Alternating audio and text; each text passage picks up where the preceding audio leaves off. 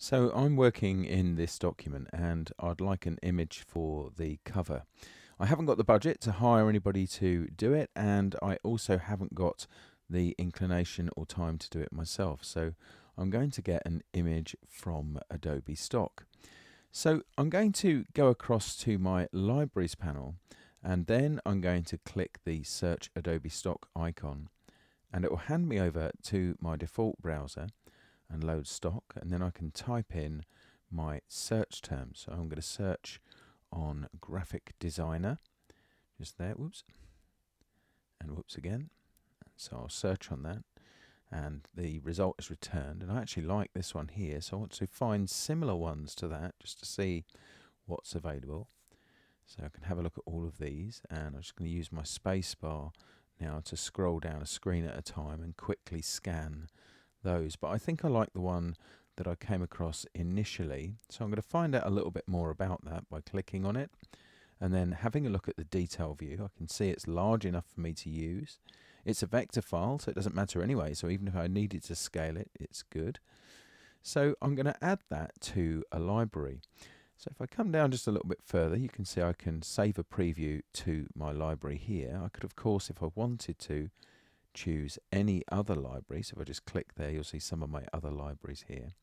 But as it is, I want to save it to this one. So I'll click that and it gets added to my library. Let's go back to InDesign, and inside of InDesign, you'll see that that asset is now being added to the library. I can then drag that into the waiting frame, just place that there, and then I'm just going to nudge that around just a little bit. So I'll select the content. I just want to line up these circles at the edges just a bit more towards the edge of the page. Perfect, and there you are. That's pretty much good to go. So this is saved to my Creative Cloud folder, and what I can do is if I go out and view that in the browser, so it's just saved, and I'll pop back and then go to my files, and you can actually see that updating live just there. I could then get a link and send this link to the person that needs to sign this off. So if I just do that, I'll generate a link like so, and then I'd copy that and put it into one of my own emails, although I could, if I wanted to, enter the email address and send it from here. So I would mail them, and they would open this inside of their standards compliant browser and see this. If they needed to, they could navigate to other pages. You can see that there are little marks here, and you could move backwards and forwards through the document. And they would then say, okay, that's fine, I like that image, and approve it, go ahead and license it.